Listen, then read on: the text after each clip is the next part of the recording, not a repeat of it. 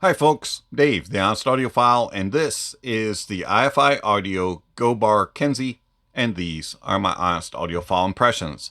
I want to thank iFi Audio for providing the GoBar Kensei for review. To greatly appreciate it. iFi Audio, you rock. Alright, so the iFi Audio GoBar Kensei, this is going to set you back $450 from your bank account. It is a USB-C DAC amp dongle. The GoBar Kensei has all sorts of technologies inside of it, and I'm going to leave it up to iFi and the experts to explain all the internals. The specs and all kinds of other things about it, they're going to explain a whole lot better than I ever could. So I will give you just a few of the specs, and if you're more interested in a deeper dive, please check out the links on the screen or somewhere down below, and you'll get that information that isn't covered in the review. I am going to give you, though, my personal experience and opinion about the iFi Audio GoBar Kensei. So the iFi Audio GoBar Kensei has a Serious Logic DAC chip. iFi Audio does not provide the model of DAC chip. All they say is that it has a bit-perfect DSD DXD DAC. The GoBar Kensei also is capable of doing 32-bit 384, DSD, DXD, MQA, all that sort of good stuff.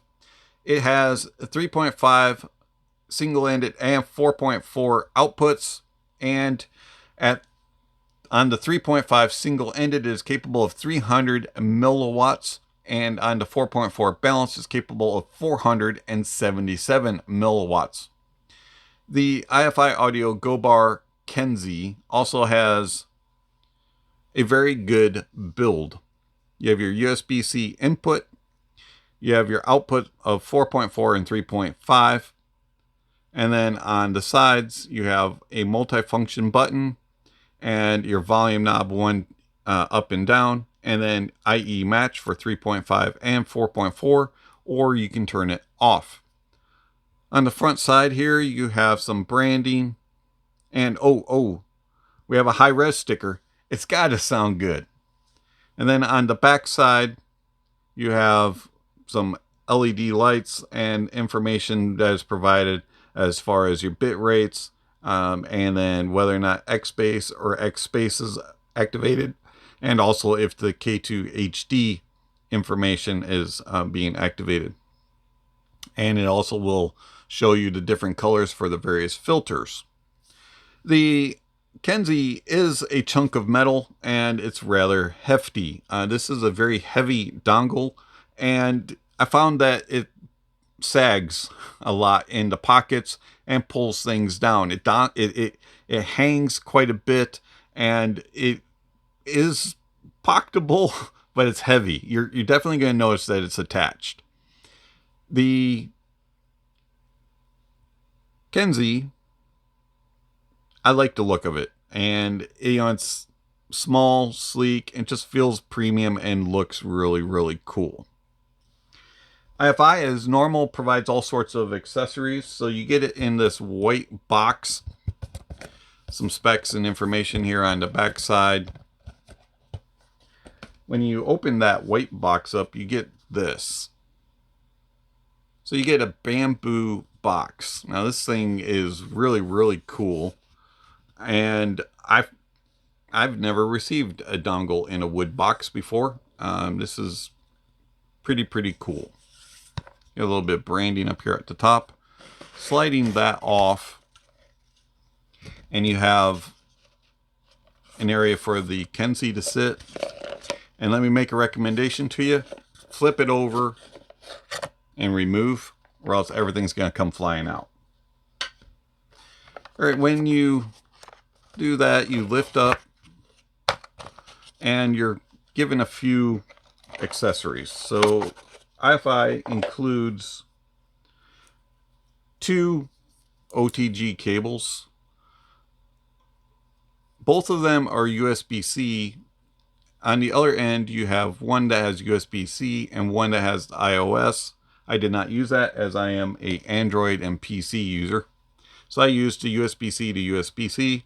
They're both the same length, and they both have the same issue of being really stiff. And then the other issue is the USB-C connections aren't on the same angle. One end for me is always angled a little bit, and what happens is when it connects to the device, no matter which end I plug the USB-C into, this, which goes into my phone or other device, always is at an angle flipped, and so it flips the Kensei on its side. It won't lay flat, and it doesn't matter which way I have it connected, I have that issue. And this cable's a little bit on the stiff side. Other than that, it's a good cable. And then you have an adapter for USB-C and a USB. And then you get this, which is a leather protection case, has a belt loop. And okay, cool. You know, it opens up and you can take your Kensei and pop it in and carry it around on your belt loop. I didn't do that for a couple of reasons. I don't like cases like this, and two, I really didn't see a purpose for it. And the reason being is if you connect a USB-C cable to it, there's no out for the cable to come through to connect to your phone, and there's no way of being able to close. And so if you connect headphones to it, so kind of useless. The only thing I could figure that you could do with this is stuff it into a bag. So if you carry it around like this and put it in a bag, it'll protect, but why have the belt loop?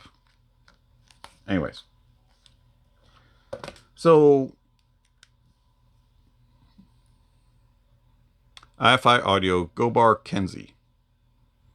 iFi gives you all the accessories that you need to plug and play, and they give you a great unboxing experience, premium build, gorgeous looks, and how does it perform? So 300 milliwatts single amp, 477 milliwatts on balanced 4.4.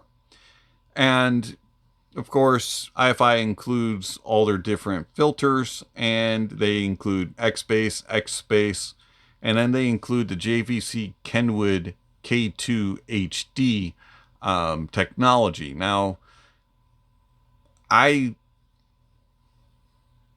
plugged in the Kensei and started listening, and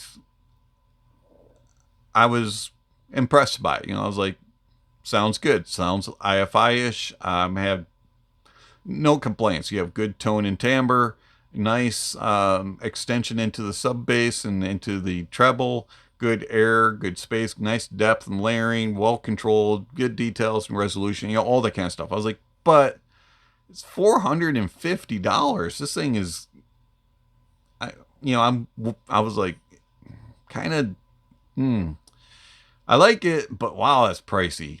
And then I started playing around with the K2 HD technology, and I turned it on.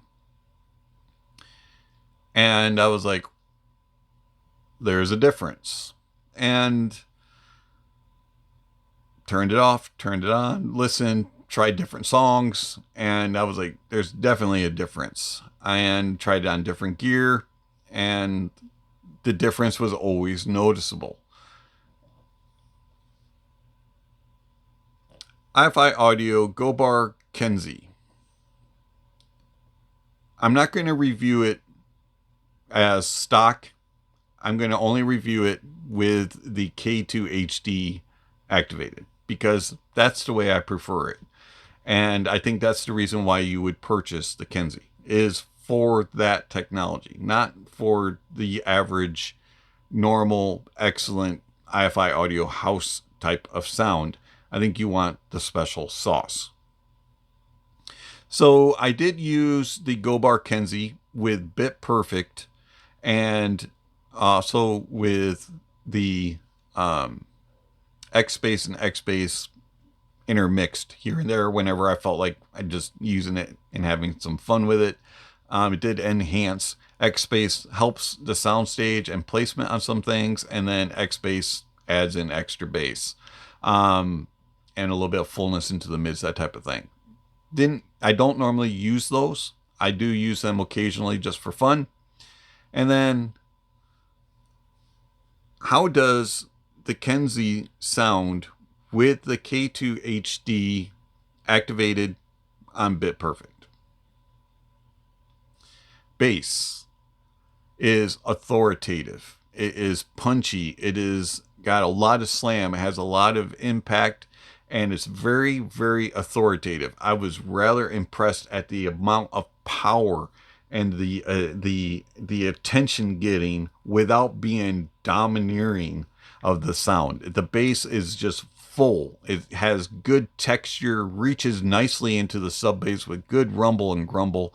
Mid bass has impact and slam, and very engaging. Upper bass has also some impact and some slam, but does not bleed into the lower mids. The overall bass is really well controlled, considering how much power, how much authority it has, how much fullness it has. There is good control and nice details and resolution. You're not going to miss anything. In fact, you're probably going to have some experience like, wow, I never heard it quite like that. Wow, that is impressive. I had those moments, and I was rather surprised. And I've listened to a lot of these songs over and over and over and over and over again. And so I was like, this thing's really, really good. The mids of the Kensei have a nice fullness to them. They have a very nice natural tone and timbre, and they have, just like the bass, you get this power and this authority and this fullness and good note weight and body, but yet they're not dominating the sound. They're not the sole focus of the sound. I was rather impressed at how much depth, how much layering the mids have, while at the same time not giving you this sense of overload, but yet you get this fullness and this just natural presentation with note weight and accuracy. Everything sounds proper with the tone and timbre, and details and resolution are phenomenal. And again, I had moments of, wow, I've never heard that quite like that before, or I missed that in the other dongles. I was rather impressed with the mids. And then the treble. The treble extends very nicely. There's a nice, good amount of air and energy and sparkle, and a nice crispness, edginess, and bite to it without it being over too much, and having too much sizzle and being too elevated and being hot, or being bright in the lowers. None of that. It's a very perfectly done treble. And it has just enough of everything that you're looking for, with bite, edge, crispness, energy, sparkle, sizzle. It's all there. Nice air and space up top. And then the tone and timbre is very natural and accurately reproduced, along with details and resolution, just like the mids and the bass are also fantastic. So the mids, the bass, and the treble of the Kensei play very well, very engaged, very natural presentation, and I was very surprised at how much information you get without it being sensory overload. The soundstage of the Kensei is very natural. It does a good job of portraying sizes being intimate, small, medium, large, and grand. You get this huge sense of things going around you and enveloping you. You have very good depth and layering, and it just feels like you're in the moment. I was rather impressed at the feelings of, whoa, that's coming from over here, and it's over there, and things are, you can pinpoint them and follow them. It has very good accuracy as things just go across the stage and places them within depths. Things are not trying to crowd each other out. There's no fighting for space. There's no cramping or anything of the sort. It does a good job with its details, placing them and moving them around and allowing you to be able to dissect the stage. The tone and timbre of the Kensei is very natural and very accurate, has nice note weight throughout, and just the right amount of crispness and bite and edge to represent instruments and vocalists properly and accurately. And then the detail retrieval and resolution, I'm just amazed at how much information you get out of this little device. And I heard things I hadn't heard before. I was rather surprised. The output power of the Kensei. Now, this was something that kind of surprised me. Being 477 milliwatts on balance, it will drive most headphones to volume. Even some of the harder planars to drive, it will get them loud pretty easily. Actually, I had no real significant issues of having to raise volumes to max to hear a headphone. Planars and dynamic over-ear headphones, it drove. Was it the best presentation for all of them? No. It's not going to replace a desktop setup or more powerful amplifiers, but it is, if you listen to them on the go, it'll do all right. Where the Kensei really impressed was with all my different IEMs that I used. And it was with the super sensitive stuff or even the more hard demanding IEMs. The Kensei had no issues whatsoever, and rarely ever was I over 50% in output power. I found that the Kensei was happy with anything because it's very natural and accurate reproducing, and so it just presents a very pleasurable, accurate presentation to whatever you're using it on. It has no problems powering IEMs. I had no IEM that I had to be like, oh, it doesn't power that one. It powered all the hard demanding planar IEMs and all the dynamics and all the hybrids. No issues.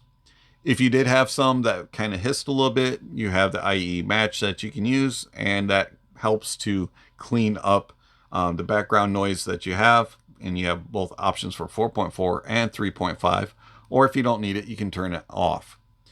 Also, the gain switch works really well. To activate that, you just press and hold down the volume knobs, and it'll engage the turbo mode, as they call it, and works fantastic. To engage the K2 HD, you just hold down the top button here, which is the multifunction button, and it'll start flashing. And then you press the up volume knob, and it will turn it on or off. And then the bottom one will cycle through your different filters. And then once you have it selected as far as what you prefer to listen, hit the multifunction button again, and it will set your settings. You can do it on the fly, no problems whatsoever. Yeah. iFi audio, the Kensei is amazing, but it's $450. And as I mentioned, when I was using it in stock form, $450 seemed a little pricey, and I would have been kind of like, eh. But adding in that JVC Kenwood K2 HD technology kind of takes the Kensei to a whole different level. And it's $450. But if you have $450 and you want the best sound, why not pay the money for it? Especially if you are a portable listener. If you mostly use IEMs, high-end IEMs, and you want the best out of them, I'd get the Kensei. It's the best iFi audio dongle that I have heard and reviewed. And honestly, it's the best dongle I've ever heard. This thing is phenomenal. I know it's expensive. It's well built, and it has all sorts of stuff with IE match, filters, and all kinds of other things. But if you have the money, or you're willing to pay to get the best experience for your IEMs and for your easy to drive headphones, Kensei. I am so impressed by this. I'm in love with it. It's the best dongle I've ever heard. It's been Dave, the Honest Audiophile. Thank you for watching, and I'll catch you on the next video. Speaking of next video, somewhere on screen, subscription links and notification bells. If you haven't already, please check those off. Don't forget to give a thumbs up or a thumbs down to the video, and check out all the links down below. There's all kinds of information down there regarding how you can contact channel, follow channel, support channel. Speaking of supporting the channel, I want to thank my supporters through Patreon and YouTube memberships. Thank you very much for all that you provide to the channel. It is much appreciated. And if you're interested in supporting the channel, there's all kinds of different ways that you can do that, through one-time gifts with PayPal, Venmo, and YouTube, and monthly subscriptions through Patreon and YouTube memberships, where you can get access to my private Discord server. All you have to do is ask, and then also you can get access to videos early, and all kinds of other information is available by doing a monthly subscription. So if you're interested in supporting the channel, it'd be much appreciated, and check out the link down below for how you can do that. Also down below, there's all kinds of other information regarding gear rankings and music recommendations, and all kinds of other things are listed down below. So check out the links. And lastly, don't forget to enjoy the music, and that honesty is the best policy.